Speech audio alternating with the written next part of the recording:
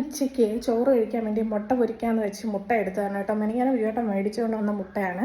അപ്പോൾ മുട്ട പൊരിക്കാൻ വേണ്ടി എടുത്തപ്പോൾ ഓരോ മുട്ടയ്ക്കും ഓരോ ഷേപ്പ്. അത് നമുക്ക് ഊഹിക്കാം. ഒരു ഫാമിൽ പല പല കോഴികളുണ്ടല്ലോ. അപ്പം ഓരോരുത്തരും മുട്ടയിടുന്നത് ഓരോ രീതിയിൽ. ഒരുപോലെ ആവണം എന്നില്ലല്ലോ.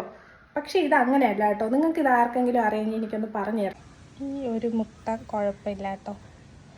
നോർമൽ സൈസും ഷേപ്പും ഒക്കെ ഉണ്ട്. ഈ ഒരു മുട്ടയും കുഴപ്പമില്ല. രമേ താഴെപ്പോയതാണ്.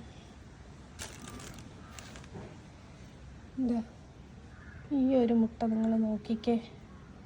നമ്മുടെ അലുമിനിയം പാത്രമില്ലേ, അത് തറയിൽ വീണ് ചപ്പി ഞണങ്ങിയാൽ എങ്ങനെ ഇരിക്കും, അതുപോലൊക്കെയാണ് കേട്ടോ ഇതിരിക്കുന്നത്.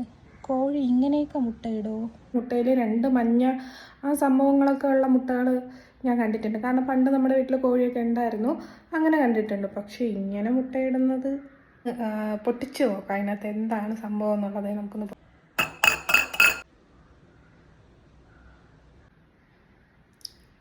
സംഭവം മുട്ടയുടെ സ്മെല്ലൊക്കെ ഉണ്ട്, മുട്ടയുടെ ഷേപ്പും ഒക്കെ ഉണ്ട് പൊട്ടിച്ച് വയ്ക്കുമ്പോൾ. എന്നാലും ഏത് കോഴിയായിരിക്കും ഇങ്ങനെ മുട്ട ഇട്ടിട്ടുണ്ടാവുക?